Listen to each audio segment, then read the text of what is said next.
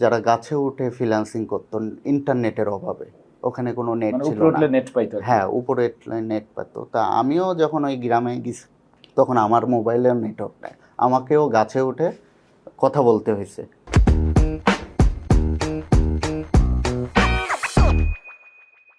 সেক্ষেত্রে যদি একটু বলি যে আমরা যদি একটু ইতিবাচক জায়গাটায় গল্পটা নেই, যে কাদের আসলে গল্পগুলো আপনাকে অনেক বেশি এখনো মনে ভাবায় যে এই মানুষটাকে নিয়ে লিখতে না পারলে আমি বোধহয় ব্যর্থ, তাদের নিয়ে লিখেছেন বা ওই গ্রামে চলে গেছেন, এরকম দু একটা গল্প। হ্যাঁ, মানে এই যে তথ্য প্রযুক্তির নায়ক সিরিজ যেটা বললেন, এই যে এদেরকে নিয়ে না লিখলে মনে হতো যে আমি পরিপূর্ণ মানে তথ্য প্রযুক্তি নিয়ে মানে লেখক হিসাবে যেটা আপনি পরিচয় করাই দিন, এটা হতে এই যে পারত। একটু আগেই কিন্তু আমরা গল্প শুনেছিলাম, আমি আসলে আমার মাথায় ধরে না, আপনারও নিশ্চয়ই অবাক হয়েছেন যে এটা কি আসলে ভাবা যায় যে একটা ছেলের বাসায় ঢুকলে নেট পাওয়া যায় না, সে বাইরে এসে আপনার হচ্ছে মোবাইলটা কোনো জায়গায় আপনার হচ্ছে টাঙিয়ে অথবা হচ্ছে বেঁধে কাজ করে।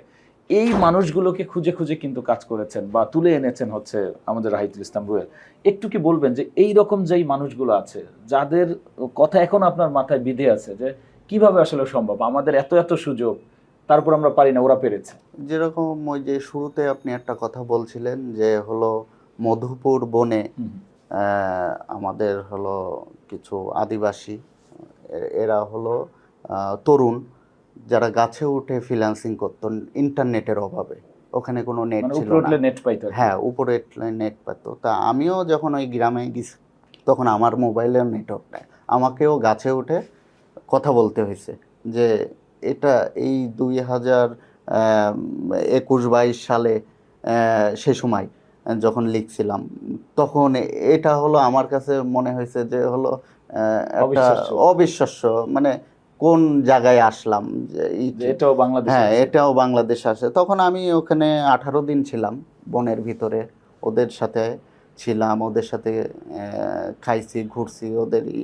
তা সেই সময় আমার ফোনে ওই যে গাছে উঠলে আমি নেটওয়ার্ক পাইতাম। তা আসার পরে প্রথম আলোতে লিখছিলাম, আমার সম্পাদক মতিউর রহমান ওটা খুব সুন্দরভাবে ছাপিয়েছিল ফার্স্ট পেজে।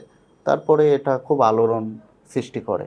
গ্রামীণ ফোনের সিইও ইয়াসির আজমান ভাই, উনি চলে গেছিলেন। উনি যাওয়ার পরে ওখানে টাওয়ার স্থাপন হয়। এখন আশেপাশের অনেক গ্রাম এটা সুবিধা পায় যে গ্রামে মনে করেন অনেক আম, অনেক ফসল হয় যাদের, তারা হলো শহরে বেচতে চায়, দেখা যাচ্ছে অনেক দূর হেঁটে বা গাছে উঠে ফোন দিতে হতো, সেটা আর করতে হয় না, সহজেই ইন্টারনেট পাই। তাই এরকম হলো গৌর নদীর একটা স্কুল বরিশালের, ওখানে হলো আম, আমি গেছিলাম। যাওয়ার পরে দেখলাম যে ওখানে 300 মেয়ে পড়ে ফ্রি, যাদের বাবা কৃষক, রিক্সা চালায়, এরকম পরিবারে তারা তাদের হলো ক্লাস নিত হলো আহ, আপনার হলো অনলাইনে। এটা বিভিন্ন দেশের বাংলাদেশি প্রফেসররা বিভিন্ন হুম। ইউনিভার্সিটিতে আছে, তারা ক্লাস নিত ফ্রি, তাদের 100% পাস। তা আমি সেই স্কুল নিয়ে নিউজ করছিলাম যে গৌর নদীর এক ডিজিটাল স্কুল, এই স্কুলটা এখন হলো আগে আহ, চালা ছিল, এখন বিল্ডিং হয়েছে, পরিবর্তন এবং আসছে। আইডিয়াটা কত দারুণ যে আমরা দেখা যায় মহানগরীতে নানা সুবিধা পেয়ে আইডিয়াটা নাই, ওরাও একেবারে হ্যাঁ, অজপাড়াগায় বিশ্বের ওই বিভিন্ন। যে আমি বললাম যে বাংলাদেশে যে যার জায়গা থেকে নিজ চেষ্টায় কাজ করছে, এটা হলো একটা অদৃশ্য বিপ্লব, যেটা আসলে আমাদের চোখে ধরা পড়ে না সচরাচর। সেগুলো নিয়ে লিখি, যখন লিখি তখন মানুষ অবাক হয় যে হলো এটাও আছে, এটাও হয়, ও পারতেছে, ওর 2 পা নাই, 2 লাখ টাকা ইনকাম করে কিভাবে। আসলে বিষয়গুলো এত সহজ না, এর জন্য ওর অনেক স্ট্রাগল করা লাগছে, প্রত্যেকটা কাজেরই কষ্ট আছে। সেক্ষেত্রে এই মুহূর্তে যে প্রশ্নটা মনে হয় যে আমরা যারা, এখন তো অনেক পরিবর্তন হয়েছে, তারপরেও জানা এবং অনেকেই অভিভাবকরা বুঝতে চান না যে আসলেই ফ্রিল্যান্সার করে ইনকাম করা যায় অথবা আউটসোর্সিং করে নিজেকে এবং অনেককে চাকরিও দেয়া যায়। আজকে এই মিথটা আমরা ভাঙবো, এটা কি আসলে কতটা বাস্তব হয়েছে এখন? অনেকটা বাস্তব হয়েছে, কারণ হলো এখন ফ্রিল্যান্সার থেকে উদ্যোক্তা অনেক বেশি। যারা ফ্রিল্যান্সিং করতো তারা উদ্যোক্তা হচ্ছে, এবং 10 জন থেকে শুরু করে 600 জনের কর্মসংস্থান করছে, এরকম অনেক আছে। হাজার হাজার ছেলে মেয়ে কাজ করতেছে যারা এখন ফ্রিল্যান্সিং থেকে উদ্যোক্তা হয়েছে।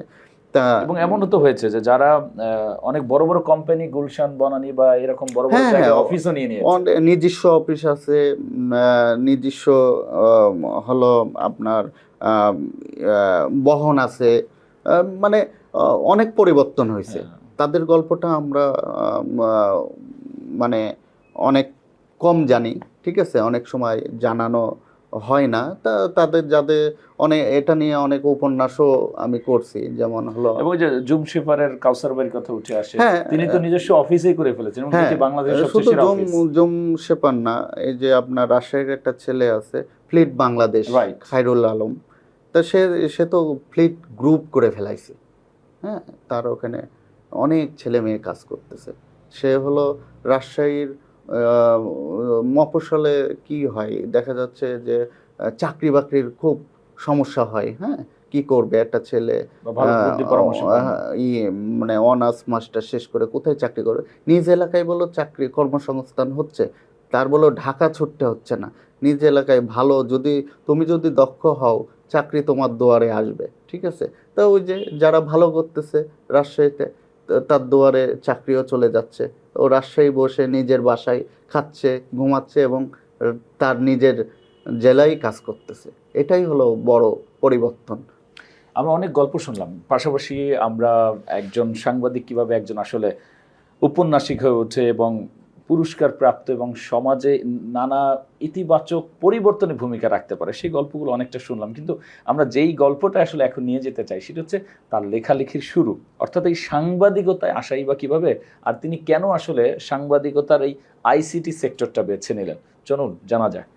আমরা যদি এখন একটু আসি যে এই উপন্যাস বলি বা উপন্যাসের মাধ্যমে এই যে চলচ্চিত্র হওয়া বলি, নাটক হওয়া বলি, সবই তো আসলে শুরুটা ছিল সাংবাদিকতা বা লেখালেখি থেকে। এই জায়গাটা আসা কিভাবে? আসলে এটা হলো মানে আমার প্রথম থেকেই ছিল যে কাজ করলে মানে বাংলাদেশের প্রথম সারির কোনো কিছুতে কাজ হুম। করব। তা সেটা আহ, করেছি এবং হলো আস্তে আস্তে মানে যখন সাংবাদিকতা মানে এই সাংবাদিকতা এবং এই যে বই লেখা, এটা গল্প খোঁজা বা হলো তাদের নিয়ে ফিকশন করা, এটা দুইটার পরিপূরক। আমি যদি সাংবাদিকতা না করতাম আমি গল্প পেতাম না, আর ওই গল্প নিয়ে কোনো ফিকশনও হতো না। হ্যাঁ, রাইট। আমি সাংবাদিকতা করেছি বিদায় আমি গল্প পেয়েছি। রুটটা ওই ওই জায়গায়। গল্পকে আমি হলো সাহিত্যে রূপান্তর করছি এবং ওইটা আহ, কোনো নাটক ফিল্মেও পরিবর্তন মানে রূপান্তর হয়েছে। তা সব কিছুর মূলে বলো আমার সাংবাদিকতা আছে, কারণ আমার ওটাই হলো আমার মূল সোর্স। হুম। তা উম, আহ, এটা এটা হলো আমার হলো প্রথম কথা। দ্বিতীয়ত আমি অনেক মানে গুরু পেয়েছি, যেটা কে বলে যে হলো কবি রফিক আজাদ, হুম।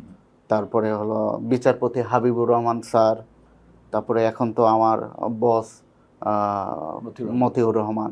হ্যাঁ, তা আমি তাদের কাছ থেকে অনেক কিছু শিখেছি বা শিখতেছি।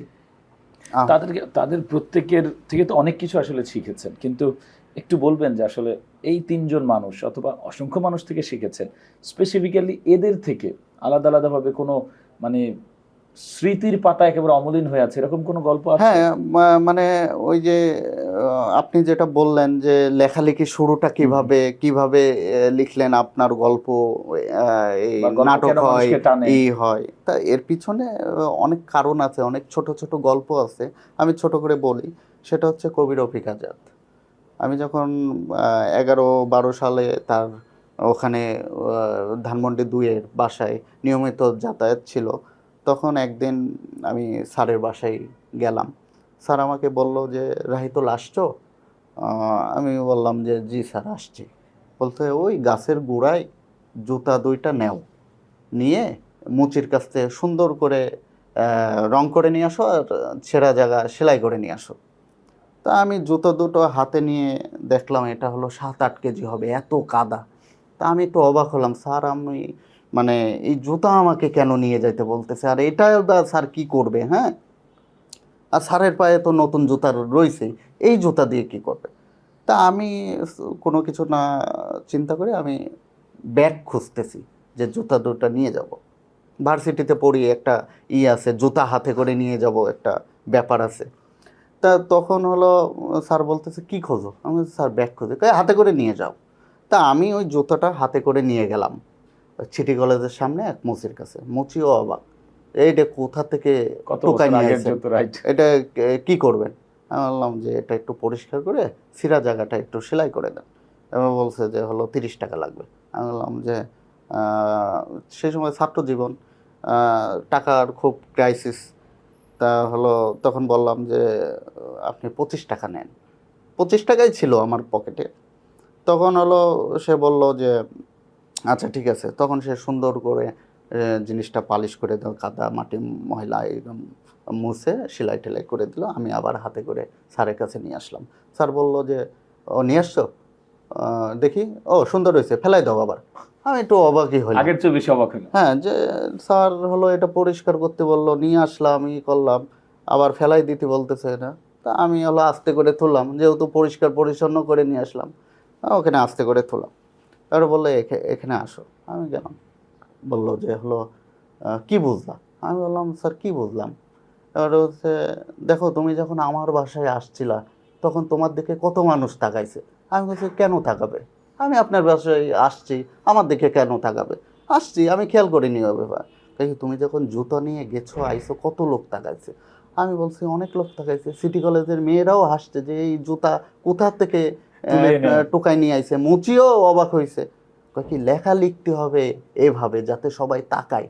এটা হলো আমার লাইফের একটা বড় শিক্ষা, যে একটা মানে পরে আপনি বুঝতে পারলেন যে আপনাকে যে আসলে একটা বড় লার্নিং দিল। হ্যাঁ, আমি ওইটাই ফলো করি যে আমি যে লেখা লিখবো সবাই যেন তাকায়, সবাই যাতে পড়ে। তা কবি রফিক হাজাদের ওই শিক্ষাটা আমার মাথায় এখনো গেঁথে আছে, যে হলো একটা জুতা দিয়ে আমাকে শিখিয়েছে যে হলো লেখাটা কিভাবে কেমন? লেখা লিখতে হয়।